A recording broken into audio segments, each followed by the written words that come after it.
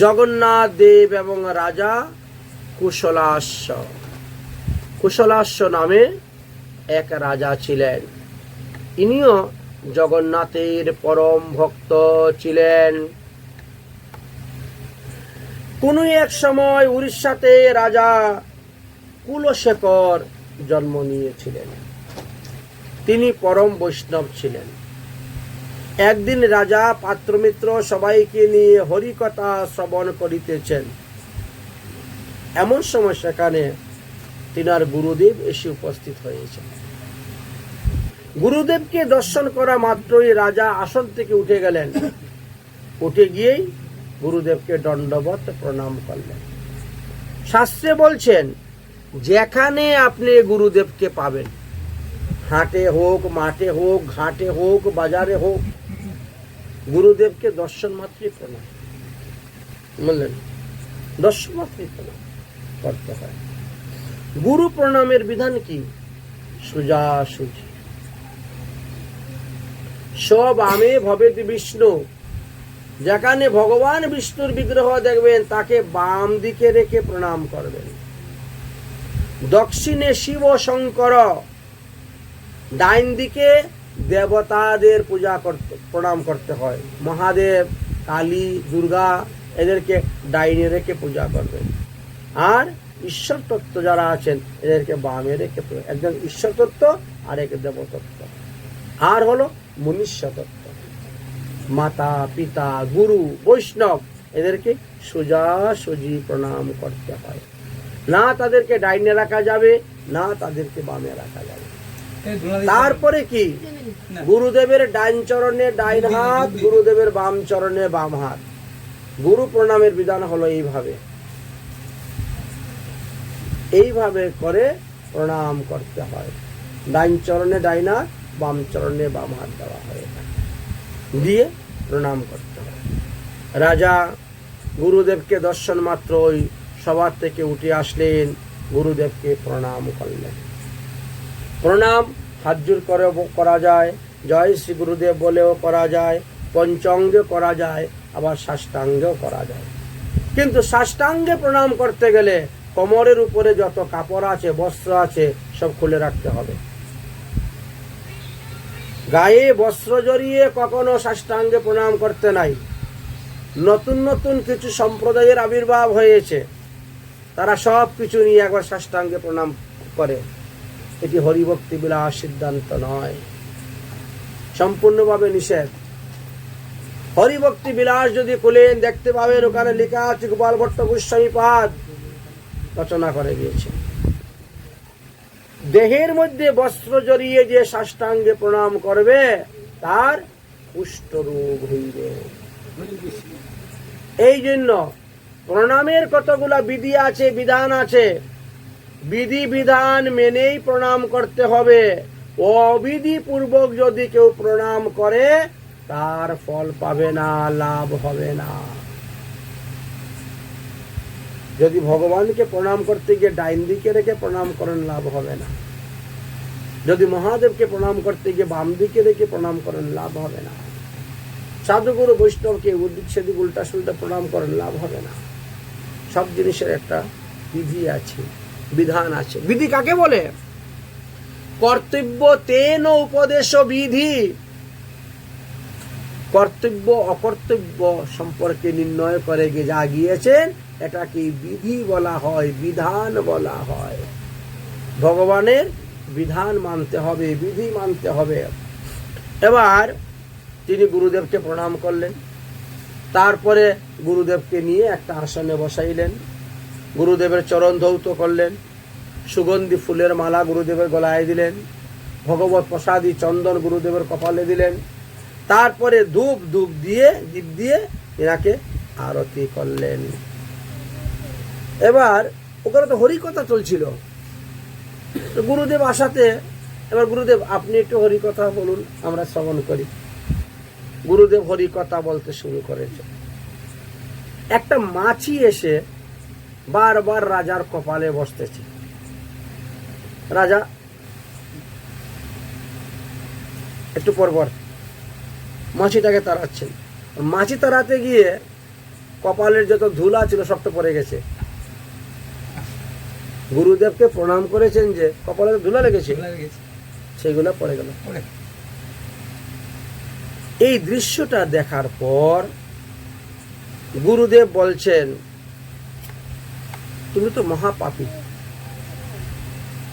তোমাকে হাজার হাজার বছর নরকবাস করতে হবে। কেন? আমি কি করেছি? আমি তো এমন কোনো পাপ করি নাই জেনে শুনে যে হাজার হাজার বছর নরক যন্ত্র ভোগ করবে। ভগবানকে প্রণাম করেন, দেবদেবীকে প্রণাম করেন, আর গুরুদেবকে প্রণাম করেন। প্রণাম করার সময় কপালের মধ্যে যতগুলা ধুলি লাগে, দুই হাতের কনির মধ্যে যতগুলা ধুলি লাগে, দুই হাঁটুর মধ্যে যতগুলা ধুলি লাগে, তত মন্বন্তর কাল স্বর্গে বাস হয়। একটা ধুলি কোন এক মন্বন্তর কাল,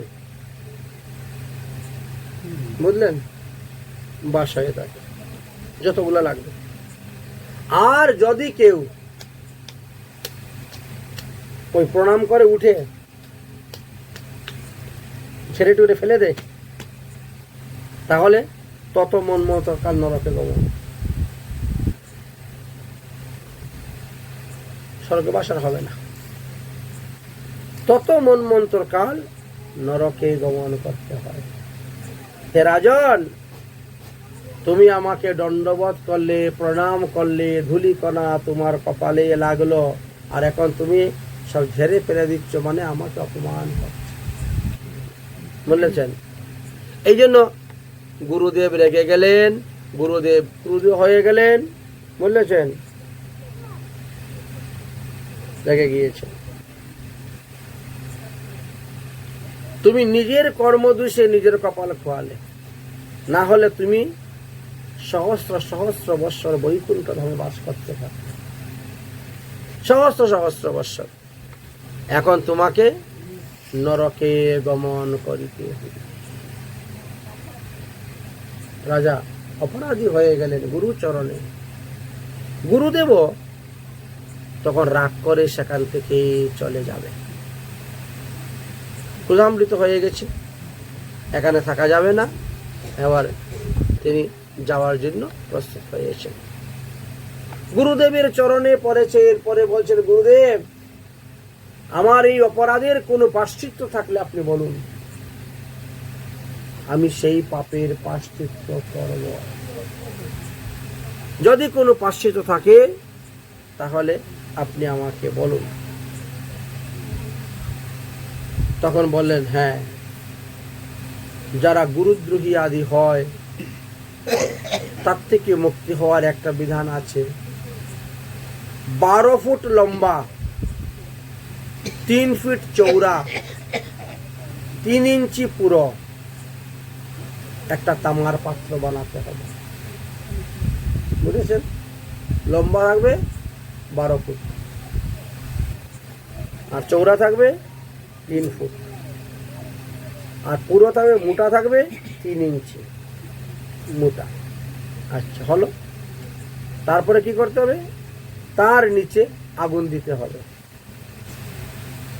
আগুন দেওয়ার পরে এটা একেবারে আগুনের মতো লাল হয়ে যাবে সেই পাত। তার উপরে 108 বার দণ্ডবত প্রণাম করলে সেই পাপ থেকে মুক্তি লাভ করা যায়, বুঝলেন? 108 বার যদি দণ্ডবত করেন, প্রণাম করেন, তাহলেই মুক্তি লাভ করা যায়, এছাড়া আর অন্য কোনো উপায় নাই।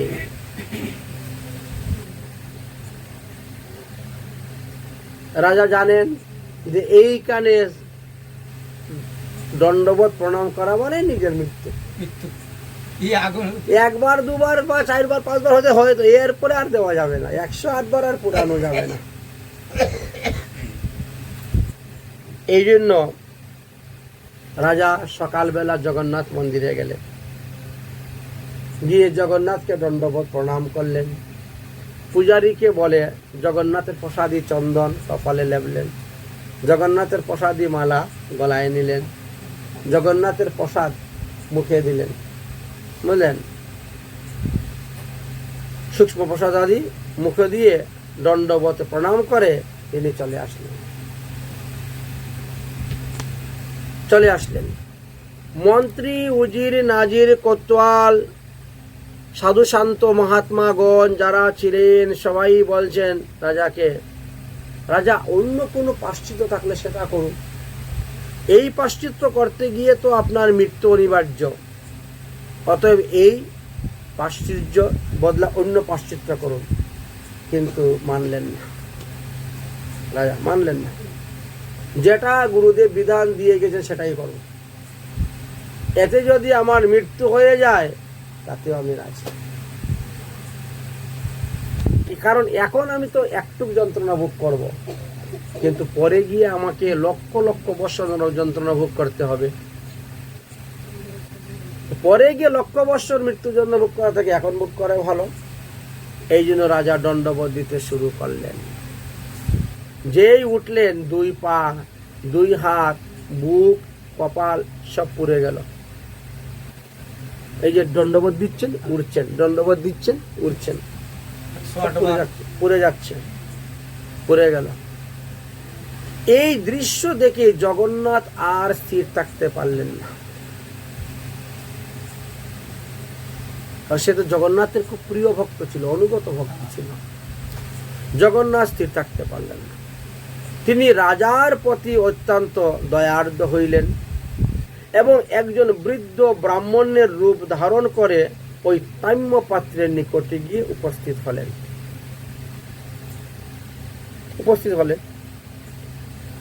সঙ্গে সঙ্গে তামার পাত্রটা ঠান্ডা হয়ে গেল। নিচে কিন্তু আগুন, নিচে আগুন জ্বলতেছে, দেখতেও লাল আগুনের মতো, কিন্তু শীতল শীতল। রাজা তো একের পর এক প্রণাম করে যাচ্ছেন, একের পর এক প্রণাম করে যাচ্ছেন। প্রণাম করতে করতে 108টা প্রণাম পূর্ণ হয়ে গেল। বুঝলেন,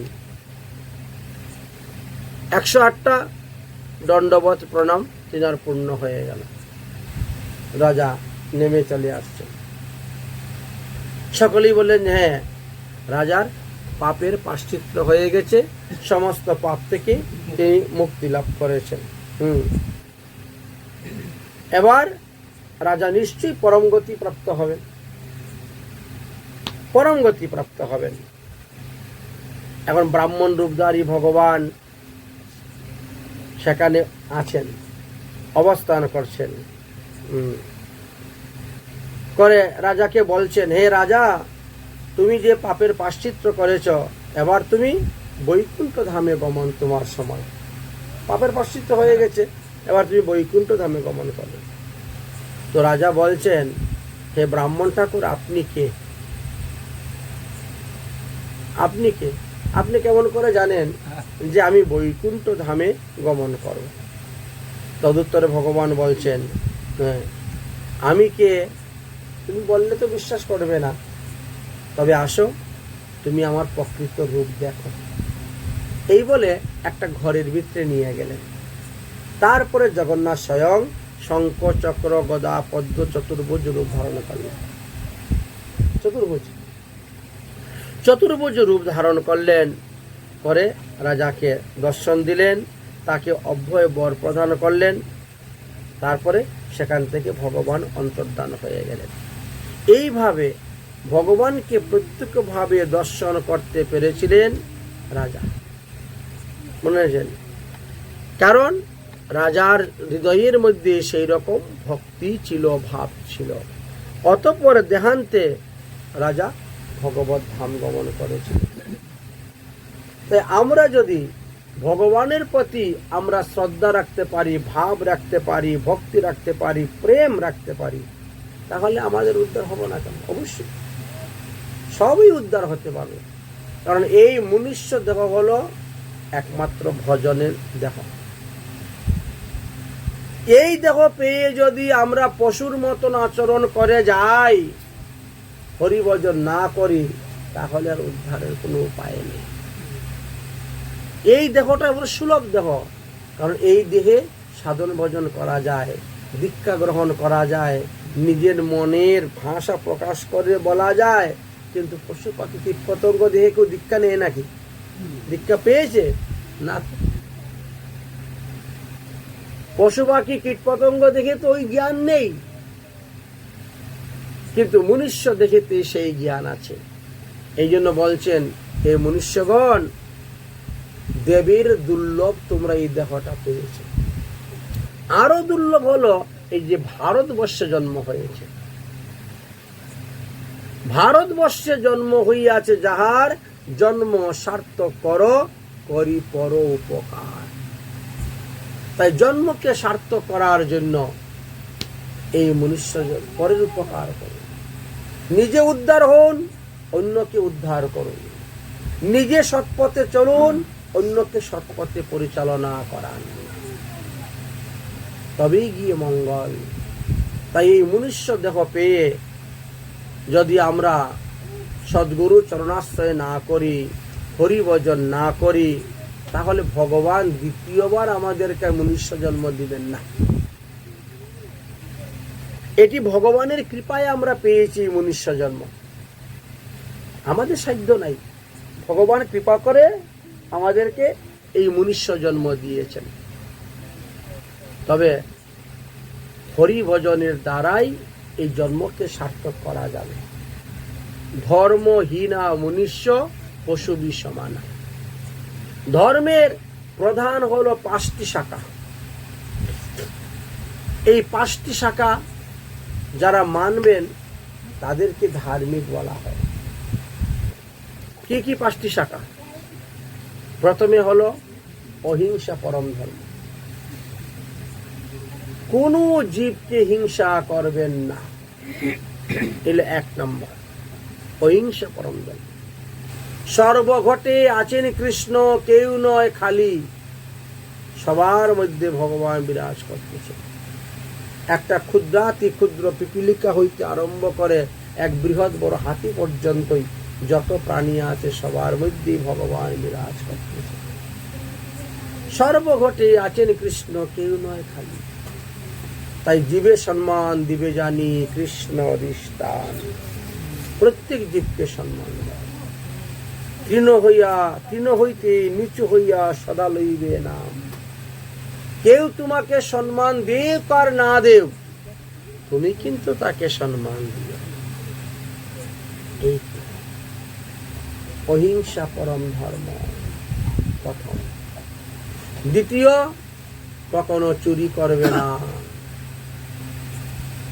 বললেন। তৃতীয়, সর্বদা সত্য কথা বলবে। চতুর্থ, ইন্দ্রিয়কে সংযম রাখবে। 5টা জ্ঞান ইন্দ্রিয়, 5টা কর্মেন্দ্রিয়, আর একটা হলো মন। এই 11টাকে সংযম করো। এই জন্য তো একাদশী ব্রত। একাদশী ব্রতের দ্বারা একাদশ ইন্দ্রিয় সংযম হয়। আর 5 নম্বর হলো দেহকে সর্বদা পবিত্র রাখো। এই 5টা যদি কেউ মানতে পারে সে ধার্মিক। ধর্মস্য পঞ্চ লক্ষণম, এই যে লক্ষণ ধর্মের 5টা, এই 5টা যিনি মানেন সে হলো ধার্মিক, তাকে বলা হয়। দেহকে সর্বদা পবিত্র রাখতে হবে, কিন্তু আমরা চাইলেও পবিত্র রাখতে পারি না, দেহ অপবিত্র হয়ে যায়। কিন্তু অপবিত্র হলেও সঙ্গে সঙ্গে আবার পবিত্র করতে হবে, কারণ অপবিত্র দেহ নিয়ে ভগবত সেবা করা যাবে না, ভগবানের পূজা করা যাবে না। ভগবানের সেবা করতে গেলে, ভগবানের পূজা করতে গেলে আপনার দেহটাকে পবিত্র রাখতে হবে। বুঝলেন? মলমূত্র ত্যাগেও আমাদের দেহ পবিত্র হয়, কিন্তু রজ মাটি হাত করে নিলে, হাত পা ধুয়ে নিলেই, স্নান করলেই, কাপড় ছেড়ে দিলেই শুদ্ধ হয়ে যায়। শুদ্ধ হয়ে যায়, বেশিক্ষণ থাকে না পবিত্র। আবার যদি 7 পুরুষের মধ্যে কেউ মারা যায় তাহলেও অসুস। অসুস মানেই তো পবিত্র। 7 পুরুষের মধ্যে যদি কেউ মারা যায় তাহলে 10 দিন ভগবত সেবা করা যাবে না। অন্য বাড়ির লোক এসে আপনার ভগবত সেবা করবে, না হলে অন্য বাড়িতে আপনার ঠাকুর পাঠাই দিতে হবে। এই হলো পদ্ধতি, সেটা যাবে।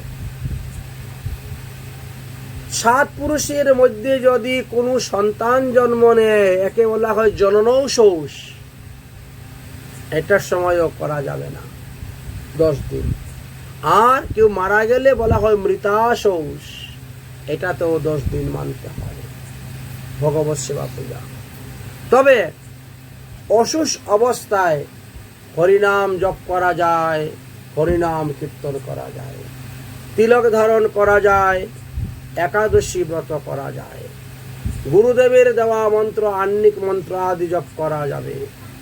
যে সমস্ত গীতা ভাগবতের শ্লোক আপনার মুখস্থ, কণ্ঠস্থ, চূড়স্থ, সেইগুলো আপনি আবৃত্তি করতে পারবেন, কিন্তু গ্রন্থ হাতে নিয়ে পাঠ করা যাবে না। অসুস্থ অবস্থায় বিয়াসাসনে বসতে নাই, অসুস্থ অবস্থায় গীতা ভাগবত হাতে নিয়ে পাঠ করতে নাই, এই কথা লেখা আছে। কিন্তু একাদশী ব্রত করতে নিষেধ নাই, গুরুমন্ত্র জপ করতে নিষেধ নাই, মালা জপ করতে নিষেধ নাই, তো তিলক করতে নিষেধ নাই, সর্বদা এগুলা করা যায় অসুস্থ অবস্থাতে। আচ্ছা, আর এক ধরনের অসুখ আছে কি, নারী দৃষ্ট রজস্বালা। মহিলাদের ক্ষেত্রে প্রতি মাসে মাসেই তাদের অসুখ আছে। প্রথম দিনে অন্নি চণ্ডালিনী, দ্বিতীয় দিবসে ব্রহ্মঘাতিনী, তৃতীয় চ শূদ্রাণী, চতুর্থে শুদ্ধ জায়তে। এই জন্য এই 3 দিন তারা ঠাকুর ঘরে প্রবেশ করতে পারবে না, ঠাকুরের কোনো বাসনপত্র তাদের ছোঁয়া মাজা ঘষা চলবে না, ঠাকুরের জন্য ফুল তোলা, তুলসী তোলা, জল আনা চলবে না, রান্না করা চলবে না, এটি সম্পূর্ণভাবে নিষিদ্ধ আছে। আর একটা অসুখ আছে আমাদের চন্দ্রগ্রহণ এবং সূর্যগ্রহণে। চন্দ্রগ্রহণ আরম্ভ হওয়ার 9 ঘন্টা আগের থেকেই ভগবত সেবা পূজা বন্ধ, ঠাকুর সেবা করা যাবে না। মনে করেন চন্দ্রগ্রহণ লেগেছে আজকে সন্ধ্যা 7টায়, উদাহরণ, সন্ধ্যা 7টার সময় চন্দ্রগ্রহণ লেগে গেছে, তাহলে তার থেকে 9 ঘন্টা মাইনাস করো, অর্থাৎ সকাল 10টা। সকাল 10টার পর থেকে ঠাকুর ঘরে ঢুকা যাবে না, ঠাকুরের মধ্যাহ্নকালের ভোগ লাগানো যাবে না, বিকাল 4টার সময় ঠাকুর জাগানো যাবে না, সন্ধ্যার সময় ঠাকুরের সন্ধ্যা আরতি করা যাবে না, যেহেতু গ্রহণ। চন্দ্রগ্রহণ আরম্ভ হওয়ার 9 ঘন্টা আগের থেকে সূতক লেগে যায়, অসুস্থ হয়ে যায় শরীর। এই জন্য সকালে 8টার সময়ই ঠাকুরকে স্নান সিঙ্গার করাইয়া ভালো করে সেবা দিয়ে দাও, সেবা দিয়ে তুমিও ভালো করে সেবা করে নিয়ে নাও, শেষ। এটা হলো চন্দ্রগ্রহণের অসুখ। সূর্যগ্রহণ আরম্ভ হওয়ার 12 ঘন্টা আগের থেকে অসুখ। যদি মনে করে সূর্যগ্রহণ বিকাল 4টার সময় হয়েছে বা 5টার সময় হয়েছে, তাহলে ভোর 5টার মধ্যে ঠাকুরের সেবা পূজা শেষ। সিঙ্গার আরতি হবে না, মধ্যাহ্ন ভোগ হবে না, বিকাল 4টায়ও শীতল ভোগ হবে না, ঠাকুর ঘরে প্রবেশ করে নিষেধ। কারণ অসুস্থ অবস্থায় বিগ্রহ স্পর্শ করা নিষেধ, অসুস্থ অবস্থায় বিগ্রহের সেবা করা নিষেধ, এটি হলো নিয়ম। না হলে অপরাধ হবে আপনার। ভগবত সেবা পূজা করে আপনি অপরাধী হয়ে যান। দেখেন, দেহকে পবিত্র, গ্রহণ শেষ, সবস্ত্রে স্নান করলেন, আপনি পবিত্র হয়ে গেলেন, আর আপনার শরীর অসুস্থ রইল না, অপবিত্র রইল না। গ্রহণ শেষ হওয়ার সঙ্গে সঙ্গেই সবস্ত্রে স্নান করতে হবে। যতগুলা বস্ত্র আপনার শরীরে আছে সবগুলো বস্ত্র নিয়ে স্নান করতে হবে। এমন নয় বস্ত্র রেখে দিলাম আর গামছা পরে স্নান করে চলে আসলে হবে না। শরীরে যতগুলো বস্ত্র থাকবে ততগুলো সব বস্ত্রে স্নান করতে হবে। যদি গ্রহণের পরে আপনি স্নান না করেন তাহলে আগামী গ্রহণ পর্যন্তই আপনার অসুস, আপনি বিগ্রহ সেবা করে লাভবান হবেন না, বরং ক্ষতি হবে। দেখুন অসুস কত প্রকার দেখলেন। আরো একটা অসুস আছে, মৎস্য ভোজন। মৎস্য খাইলে, একদিন মৎস্য খাইলে পরে 3 দিন শরীর তাকে অপবিত্র, অসুস। অপবিত্র অবস্থায় ভগবানের সেবা পূজা করা যায় না। তাই যারা বিগ্রহ সেবা করেন তাদেরকে সদাচারী প্রসাদভোজী হইতে হয়। সদাচারী প্রসাদভোজী না হয়ে যদি কেউ বিগ্রহ সেবা করতে যায় তাহলে তার পদে পদে অপরাধী হবে। বর্তমান সময়ে দেখতে পাই অনেকের বাড়িতেই মহাপ্রভু আছে, অনেকের বাড়িতেই জগন্নাথের বিগ্রহ আছে, কিন্তু মাছ মাংস খাচ্ছে, আবার ঠাকুর নিয়েও দৌড়াদৌড়ি করে, অমুকের বাড়ি যায় অমুকের বাড়ি যায়, ব্যবসা শুরু করে দিয়েছে ঠাকুর নিয়ে, কিন্তু নিজে সদাচার পালন করে না। সেই অপরাধের কারণে তাকে নরকাদি যন্ত্রণা ভোগ করতে হয়। এই জন্য বলছে আগে ধর্ম জানো, ধর্ম পথে চলো, ধর্ম মানো, দেখো ধর্ম তোমাকে রক্ষা করতে আসবে। না হলে তুমি যখন বিপদে পড়ে ডাকবে ধর্ম তোমাকে রক্ষা করতে আসবে না। আমরা বেশ কয়েকজন ভক্তের জীবনী কথা আলোচনা করলাম, দেখতে পেলাম সবার ক্ষেত্রেই তাই। সবাই শাস্ত্র বিধি বিধান মেনে ভগবানের সেবা পূজা করেছেন বলে তারা ভগবানের কৃপা পেয়েছেন। যারা বিধি বিধান মানে না তারা সারা জীবন ভগবত সেবা পূজা করে গেলেও ফল পায় না, কারণ তাদের সাধন ভজন অজাগল স্তনের ন্যায় বিফল হয়ে যায়। এই জন্য যতটুকুই করবেন কমই করুন, কিন্তু শুদ্ধভাবে করুন। শুদ্ধভাবে অল্প করলেও তার লাভ আছে, কারণ এই অল্পটুকুর যে ফল সেটা অক্ষয় অব্যয় অমর হয়ে যাবে। এই ফলের কখনো ক্ষয় হবে না। আর অশাস্ত্রীয়ভাবে আপনি বহু করুন না কেন, কোনো ফল লাভ হবে না। অশাস্ত্রবিহিত ঘোরম, যারা শাস্ত্র বিধি না মেনে নিজের ইচ্ছা মতো ধর্ম আচরণ করতে যায়, যাজন করতে যায়, এগুলো সব অবিধিপূর্বক হয়। আর অবিধিপূর্বকের দ্বারা ভগবান কখনো প্রীতি হন না, সন্তুষ্ট হন না, প্রসন্ন হন না। তাই ভগবানের সন্তুষ্টির জন্য, ভগবানের প্রীতির জন্য, ভগবানের খুশির জন্যই আমাদের সেবা। তাহলে এটা হবে প্রেম। আত্মেন্দ্রিয় প্রীতিবাঞ্ছা তারে বলে কাম, আর কৃষ্ণেন্দ্রিয় প্রীতিবাঞ্ছা ধরে প্রেম নাম। গতকালকে যে আমরা রাসলীলার বিষয় আলোচনা করলাম, গোপীদের মনের মধ্যে কোনো কামের গন্ধ ছিল না। গোপীরা নিজেদের সুখের জন্য কৃষ্ণের সঙ্গে মিলন করতে যায় নাই, রাসলীলা করতে যায় নাই। তারা গিয়েছে কৃষ্ণকে সুখ দেওয়ার জন্য, কৃষ্ণকে আনন্দ দেওয়ার জন্য, কৃষ্ণকে খুশি করার জন্য। এই জন্য তাদেরটা হলো প্রেম। আর আমরা আমাদের সুখের জন্য করি, এই জন্য সেটা কামনা বাসনার মধ্যে পড়ে যায়। ভগবানের ভজন করে ভগবানের কাছে প্রেম ভক্তি ছাড়া অন্য কিচ্ছু কখনো চাইবেন না। যদি মুক্তি চান, যদি বিষয় চান, যদি সম্পত্তি চান, যদি টাকা পয়সা চান, তাহলে প্রেম ভক্তি থেকে কিন্তু আপনি বিতাড়িত হয়ে যাবেন। ভগবানের কাছে বিষয় চাইলে তিনি সবসময় বিষয় দেন না সবাইকে। যারা প্রকৃত ভক্ত তারা তো বিষয় চাই না। যারা মধ্যম ভক্ত, কনিষ্ঠ ভক্ত, তারা দেবে অনেক সময় একটু বিষয় চায়। কিন্তু ভগবান বলেন আমি তো বিজ্ঞ, আমি তো পণ্ডিত, এই মূর্খকে বিষয় কেন দিব? আমার কাছে বিষয় চাইছে, দিব না বিষয়। সচরণামৃত দিয়া বিষয় ভুলাইব।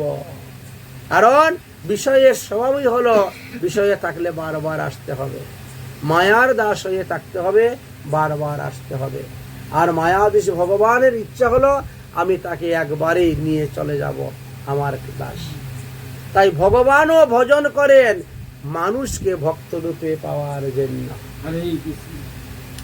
ভাগবতে এই কথা বলেছেন সুখদেব গোস্বামী পরীক্ষিত মহারাজকে, হে পরীক্ষিত, একটা মানুষ ভগবানকে পাওয়ার জন্য যতটা সাধন করে, ভজন করে, তপস্যা করে, ঠিক তেমনি ভাবে ভগবানও একটা মানুষকে ভক্ত রূপে পাওয়ার জন্য ভজন করেন, সাধন করেন।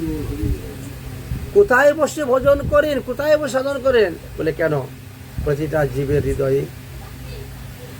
ভগবান তো আমাদের হৃদয়ের মধ্যে বসে আছেন। তিনি জানেন তুমি প্রকৃত ভক্তির মাধ্যমে পূজা করছো না লোক দেখানো কপটতা করে পূজা করতে।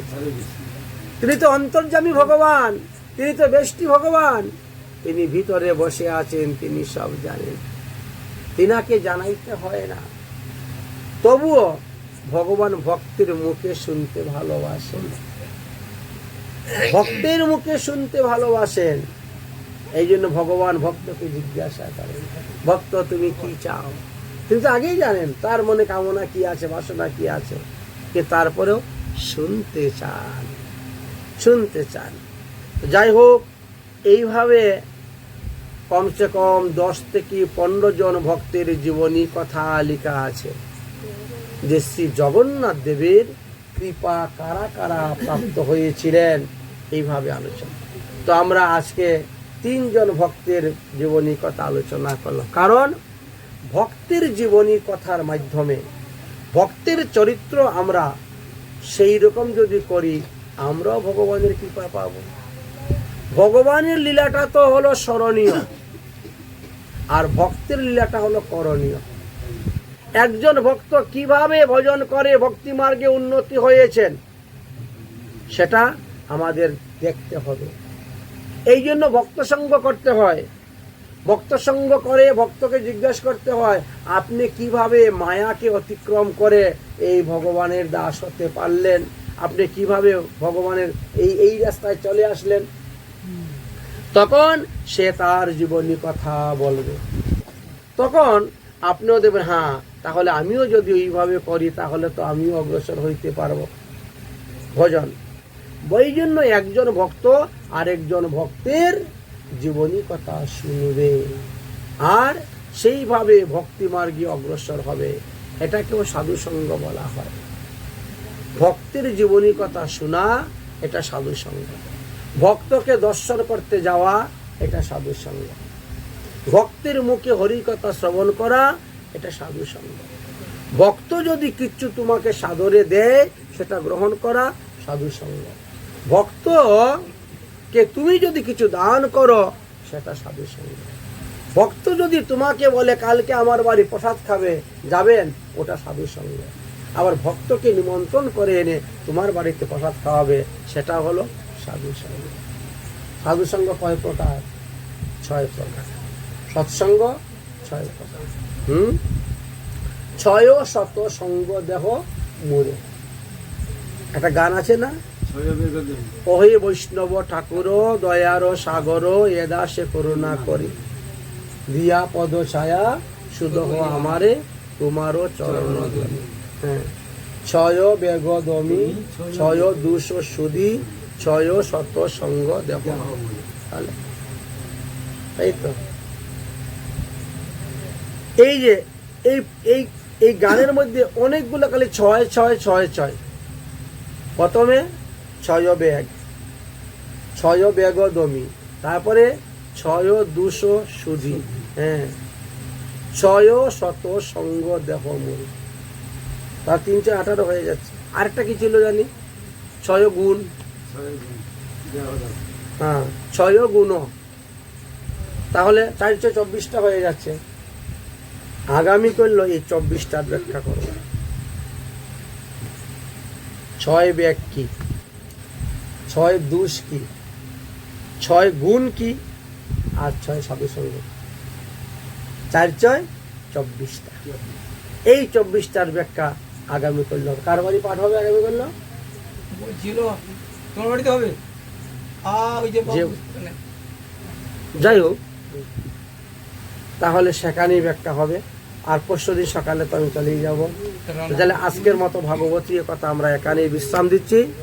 সর্বভবন্তু সুখিনা, সর্বে শান্তিনা মায়া, সর্বে ভদ্রাণি পশ্যন্তি মা কশ্চিৎ দুঃখং ভবেৎ। ওম শান্তি দৌ শান্তি অন্তরিক্ষ শান্তি অপ শান্তি ঔষধ শান্তি যদ করম পদবস্তং মাত্রাহীনশ্চ ইয়দ্ ভবেৎ তৎসর্বক্ষমতাং দেবং প্রসিদ্ধং পরমেশ্বরম।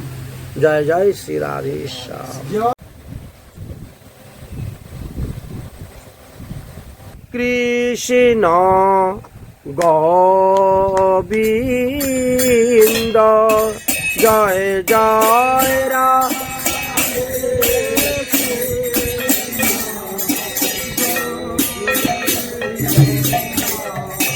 জয় জয় রাধে কৃষ্ণ গোবিন্দ।